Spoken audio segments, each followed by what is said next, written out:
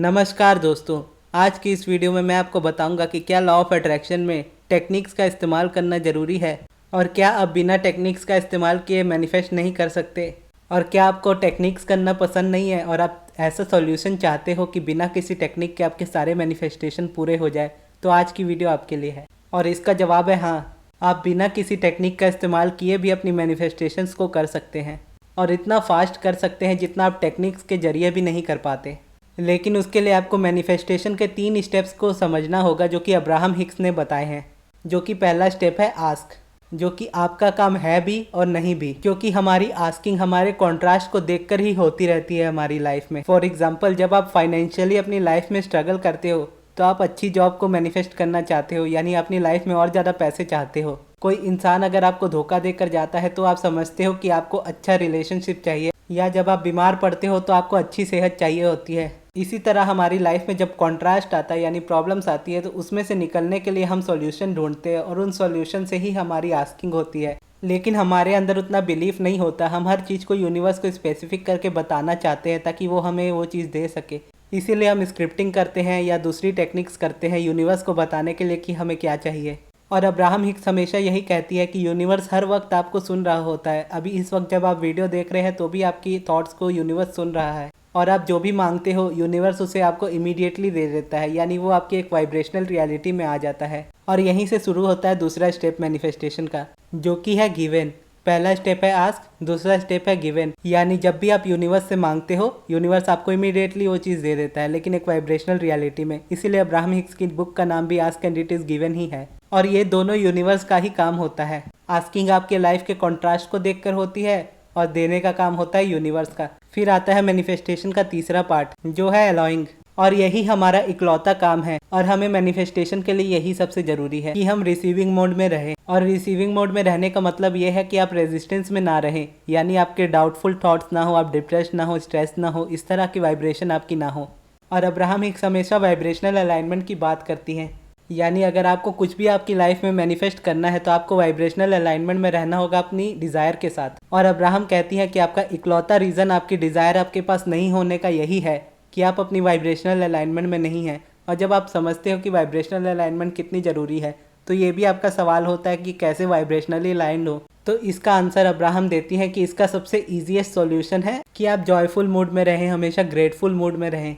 और जॉयफुल रहने के लिए आपको सबसे पहले तो मेडिटेशन ही करना चाहिए, और वही अब्राहम हिक्स सबसे ज़्यादा कहती है करने के लिए। लेकिन अगर आप मेडिटेशन भी नहीं करना चाहते तो बस आप खुश रहने की कोशिश कीजिए, आप वैसे ही वाइब्रेशनली अलाइन हो जाएंगे और आपकी रेजिस्टेंस खत्म हो जाएगी। लेकिन अगर आप मेडिटेशन करने का थोड़ा सा एफर्ट लगाते हो तो उससे क्या फ़ायदा होता है वो मैं आपको बताता हूँ। अब्राहम एक कॉर्क का एग्जाम्पल देती हैं। कॉर्क शैम्पेन के बॉटल की कैप होती है, जो आपने मुझसे शादी करोगी मूवी में देखी होगी। सलमान खान जब उसे पकड़ के खोलते हैं तो उनकी अस्थियों को तोड़ देते हैं, जो उनके कर्नल साहब के पिताजी की रहती हैं। तो उसी शैम्पेन की बॉटल के कॉर्क को लेकर अब्राहम हिक्स आपको एग्जाम्पल देती हैं कि इमेजिन कीजिए कि वो बॉटल की कॉर्क जो है वो समुंदर के ऊपर तैर रही है, और उस जगह को आप मान लीजिए कि वो प्योर पॉजिटिव थॉट है, यानी नॉन रेजिस्टेंट थॉट है। उसके बाद कहती है कि अब आप देखिए कि आप उस कॉर्क को पकड़ के पानी के अंदर खींच लेते हैं, और उस पानी के अंदर जब उसे खींचते हैं तो उसे आप रेजिस्टेंस की तरह देखिए, यानी जो कॉर्क अपने पानी के ऊपर तैर रही थी और वो प्योर पॉजिटिव थॉट थी यानी नॉन रेजिस्टेंट थॉट थी, उसे आपने नीचे खींच लिया पानी के अंदर, जिसकी वजह से वो रेजिस्टेंस थॉट बन गया। और फिर अब्राहम कहती हैं कि वापस उस कॉर्क को अगर आपको ऊपर पानी में फ्लोट कराना है, यानी पानी के ऊपर तैरने देना है, तो आपको उसके लिए क्या करना होगा, बस उस कॉर्क को छोड़ देना होगा, और जैसे ही उस कॉर्क को आप छोड़ोगे वो वापस पानी के ऊपर तैरने लगेगी। उसी तरह आपके थॉट्स है। जब आप मेडिटेशन करते हो तो आपने जो कॉर्क की तरह अपने थॉट्स को होल्ड करके रखा हुआ है पानी के अंदर, उन थॉट्स को आप रिलीज़ कर देते हो, यानी हाथों से छोड़ देते हो, तो वो थॉट्स आपके शैम्पेन की बॉटल की कॉर्क की तरह पानी के ऊपर आ जाती है, यानी नॉन रेजिस्टेंट थॉट बन जाती है, प्योर पॉजिटिव थॉट्स बन जाती हैं, क्योंकि वही आपकी नेचुरल स्टेट है। और अब्राहम आपकी मैनिफेस्टेशन के लिए 2 तरह के स्टेप्स देती हैं।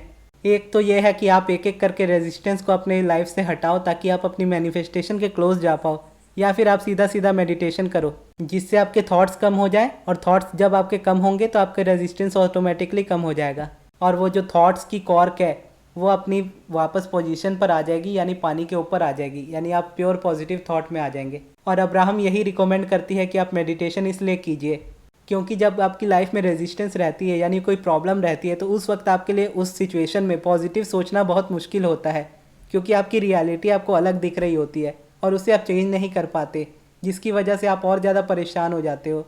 इसलिए अब्राहम हिक्स कहती है कि आप मेडिटेशन कीजिए। जब आप मेडिटेशन करोगे तो आपके थॉट्स कम होंगे, थॉट्स कम होंगे तो आपका रेजिस्टेंस कम होगा, रेजिस्टेंस कम होगा तो आप इजीली यूनिवर्स से कनेक्ट कर पाओगे, अपने इनर बीइंग से कनेक्ट कर पाओगे। और वो कनेक्शन जब आपका होगा तो यूनिवर्स आपको बिना मांगे ही आपकी चीज़ें सारी देने लगेगा। जो भी आपकी डिज़ायर्स होंगी वो आपकी लाइफ में आते हुए दिखेंगी। अब आप ये मत समझिएगा कि दूसरा वाला तरीका गलत है मैनिफेस्टेशन का, यानी टेक्निक्स करने का और यूनिवर्स को अपनी विशेस को बताने का। दोनों ही तरीके बहुत अच्छे हैं, डिपेंड करता है कि आपको कौन सा ज़्यादा पसंद आता है। अगर आप मेरी पूछो तो मुझे सेकंड वाला ज़्यादा पसंद आता है। पहले मैं चीज़ें बताना हर चीज़ पसंद करता था यूनिवर्स को कि मुझे ये चाहिए, मुझे ये चाहिए। लेकिन जब से मुझे मेडिटेशंस के पावर के बारे में पता चला तो मैंने सारा फोकस अपने मेडिटेशन पर ही डाल दिया और हमेशा इस बात पर ध्यान देने लगा कि मुझे बस अलाइनमेंट में रहना है। और जब मैं उस फ्रीक्वेंसी में रहूँगा तो उससे रिलेटेड हर एक चीज़ जो भी अट्रैक्ट करेगी वो मेरी लाइफ में आएगी। और ऑब्वियसली अगर मैं अच्छी वाइब्रेशन में रहूँगा तो अच्छी ही चीज़ मेरी लाइफ में आएगी और यूनिवर्स उसे सरप्राइजेस की तरह मेरी लाइफ में भेजता रहता है, जो मुझे देखकर खुशी होती है। मैं मोस्टली इसी तरह से मैनिफेस्ट करता हूँ। लेकिन अगर कोई चीज़ मेरी स्पेसिफिक हो जो मुझे एग्जैक्टली वैसी ही चाहिए होती है तो मैं कोई स्क्रिप्टिंग करता हूँ या कोई दूसरी टेक्निक करता हूँ, वो भी यूनिवर्स के इम्पल्स के बेस पर करता हूँ। या कभी मुझे 555 टेक्निक करने का मन करता है तो वो टेक्निक करता हूँ, होपोनोपोनो करने का मन करता है तब वो करता हूँ। ज़्यादातर बस इस बात का ध्यान रखता हूँ कि मैं मेडिटेशन करूँ और हमेशा खुश रहूँ और इसी को अपनी फ्रीक्वेंसी बनाए रखूँ, ताकि वैसी ही चीज़ें मेरी लाइफ में अट्रैक्ट होती रहे और वैसी ही चीज़ें मेरी लाइफ में अट्रैक्ट होती भी हैं। तो अगर आप मेडिटेशन करते हैं तो बहुत अच्छी बात है। अगर आप नहीं करते हैं तो आपकी स्क्रीन के लेफ्ट साइड पर मेडिटेशन वाली वीडियो आ रही होगी, आप उस मेडिटेशन की वीडियो को देखकर सीख लीजिए कि कैसे मेडिटेशन करना है। और आपको ये वीडियो कैसी लगी कमेंट बॉक्स में ज़रूर बताइएगा और कुछ सवाल हो तो वो भी आप पूछ सकते हैं। और इस वीडियो को यहाँ तक देखने के लिए धन्यवाद।